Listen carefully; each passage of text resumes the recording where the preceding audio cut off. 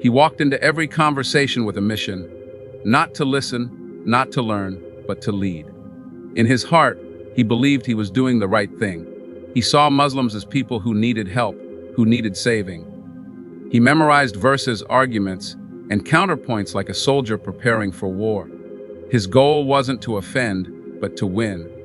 And he believed that every Muslim he spoke to was one step away from becoming what he thought was the truth. But what happens when the one trying to guide others finds himself being guided? What happens when every conversation meant to change someone else begins to change you instead? This is not a story of a man who lost a debate. This is a story of a man who found himself in the process.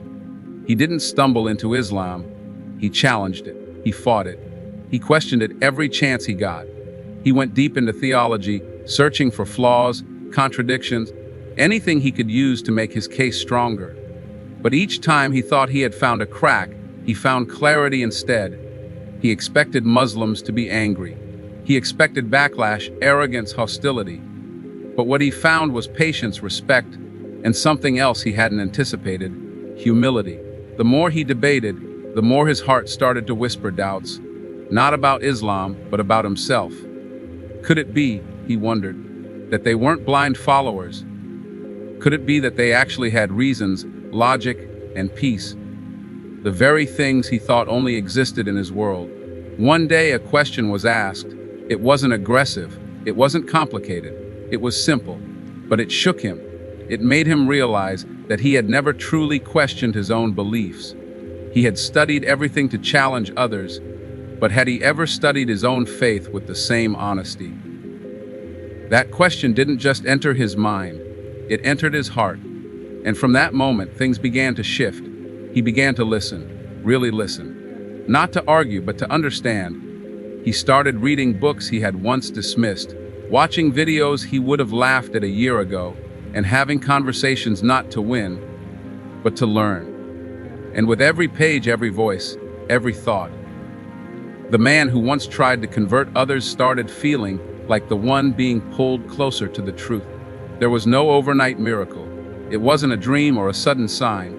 It was a journey, slow, deep, and personal. But the truth has a strange way of reaching you. Not through noise, but through silence. Not through force, but through reflection. And the more he reflected, the clearer it became. He had spent years trying to bring people to something, only to realize that they had something he had never truly known. And then, one night, everything broke open. All the debates, the arguments, the resistance, it all gave way to peace.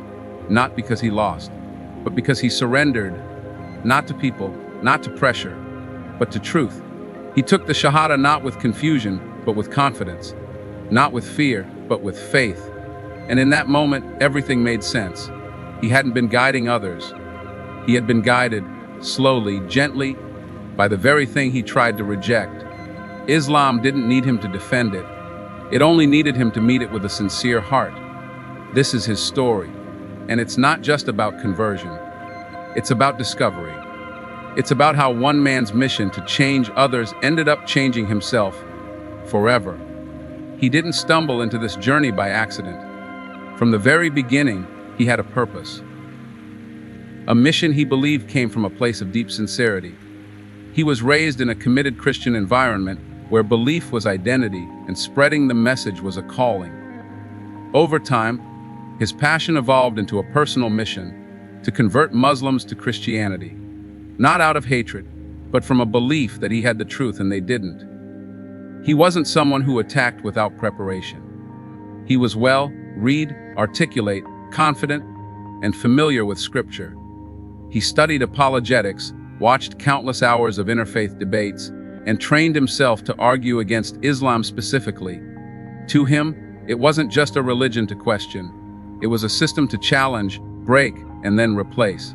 He entered forums and online spaces where Muslims discussed their faith. He joined not to learn, but to lead. His questions were sharp. His tone, although polite, carried an edge. And each time he engaged, he hoped to shake someone's belief. Just a little. He wanted Muslims to doubt what they followed. He wanted them to see what he saw as the flaws, the inconsistencies, the missing pieces. And if they couldn't answer him, he took it as a win. If they responded well, he prepared harder for the next round. It was a battle of ideas, and he was ready for war. What he didn't realize then was that the people he debated weren't reacting the way he expected. They didn't attack back. They didn't insult. Many of them calmly answered. Some even thanked him for his questions. And that calmness, that confidence, began to chip away at his own. He had come thinking they were lost, but they didn't act lost. They acted grounded. Their responses weren't just emotional reactions.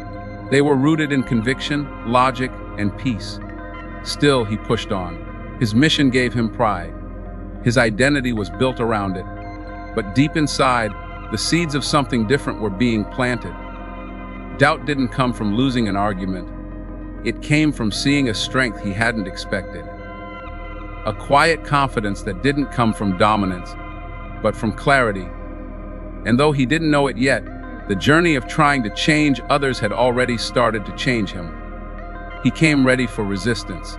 Every time he entered a debate with Muslims, he braced himself for anger, insults, or emotional outbursts. That's what he expected, because that's what he was taught to expect. He thought Muslims would be defensive or even hostile when challenged about their faith. He believed that asking hard questions, pointing out contradictions, and pushing his arguments would expose their emotional reactions, proving they had no real foundation. But what actually happened was something that caught him completely off guard. They didn't lash out. They didn't shout. In fact, many of them responded with calmness, with a kind of discipline that was new to him. Some even smiled when responding to what should have been provoking questions. He wasn't used to that. In his own experience, when faith was challenged, people got angry.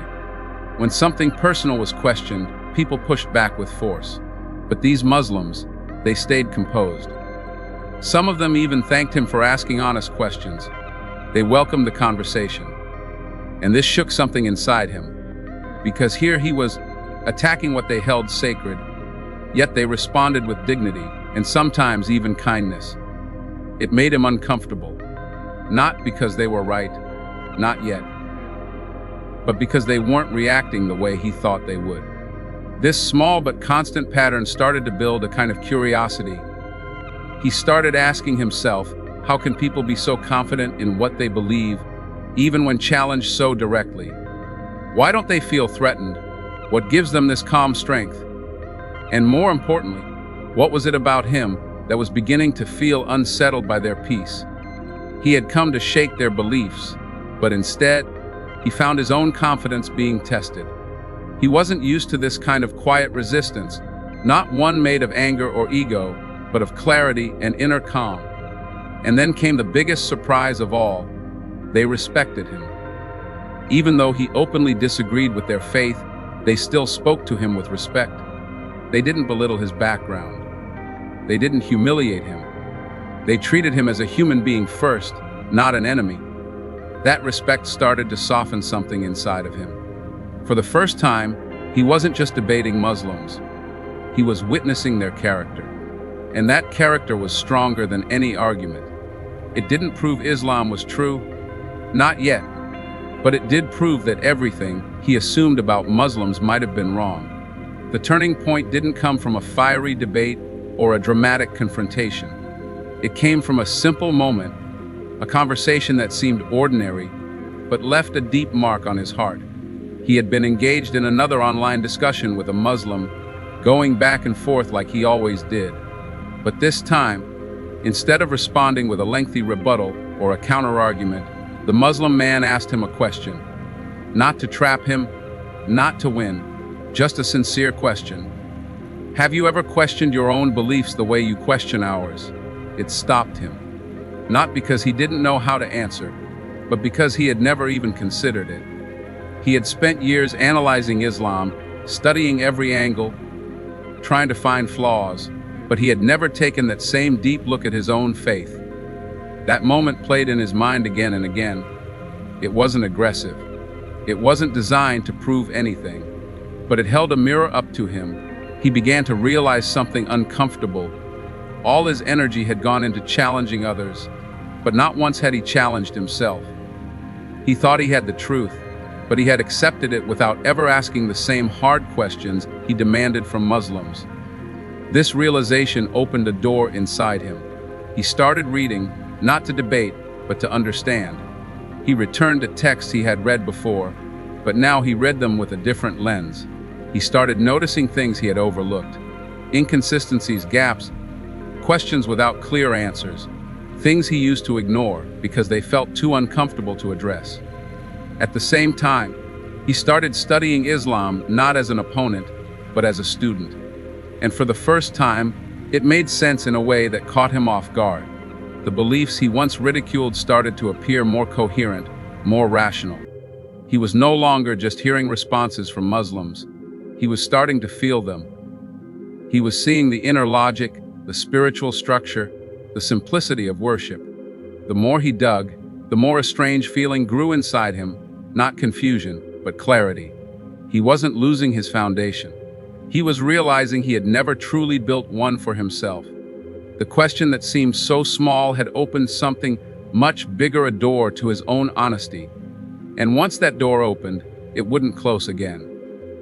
As he dove deeper into his thoughts and quiet reflections, something unexpected began to happen. The very arguments he once used to criticize Islam started to lose their weight.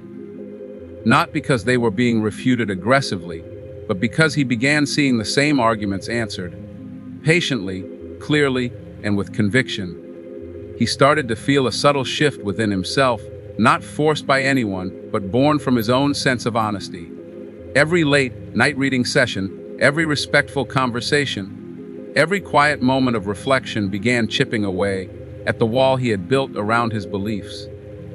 He was no longer debating for the sake of winning. He was now listening, understanding, and most importantly, questioning not just Islam, but his own long-held views. He had spent so many years certain that he had all the answers. He believed he was bringing people out of the dark into the light. But now, he felt a quiet storm brewing inside, not confusion, but awakening. The emotional weight of it all began to show. There were nights he sat alone, surrounded by books, voice notes, saved articles, and hours of YouTube lectures. And he'd just close his eyes and think, this wasn't about religion versus religion anymore. It had become a matter of truth versus pride. He began asking himself hard questions, not out of pressure, but out of a deep yearning to know. What if I've been wrong? What if the truth I tried so hard to deny was always in front of me? These weren't easy thoughts. His identity, his community, his friendships, all were tied to a specific worldview, to challenge that felt like tearing up the floor beneath his feet. But still, his heart found peace where his mind once found conflict. Islam wasn't just making sense. It was answering questions he had ignored for years. Not just theological questions, but personal ones, about purpose, discipline, worship, and inner peace. It wasn't a single moment that changed everything. It was a slow unfolding, a quiet transformation, 1,000 moments that built up to a realization. And though he hadn't made any decision yet, he knew deep inside. He was no longer the man who set out to convert Muslims. He was now the man Islam was quietly transforming from within. There came a night that felt different from all the others. He had debated, read, watched, and questioned for so long that it felt like his mind was always in motion. But on this particular night, everything slowed down. He wasn't arguing with anyone online. He wasn't preparing a counterpoint or rehearsing a reply. He was just sitting in silence, staring at the ceiling, overwhelmed by a strange combination of fear and peace. Something inside him was shifting. It wasn't just intellectual anymore. It was emotional, but even spiritual. For the first time, he felt like he wasn't just seeking answers.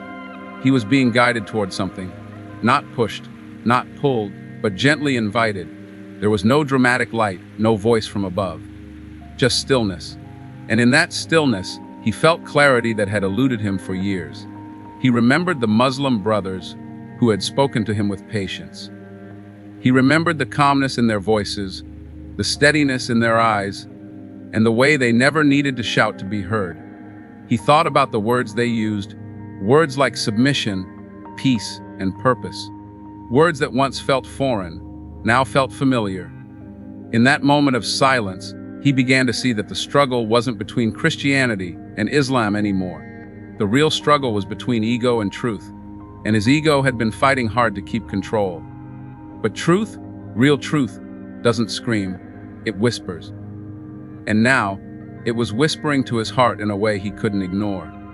He didn't have all the answers, but he had seen enough to know what he could no longer deny.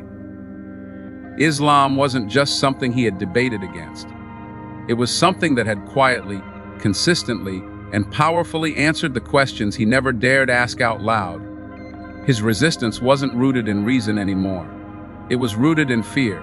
Fear of change, fear of rejection, fear of admitting he had been wrong.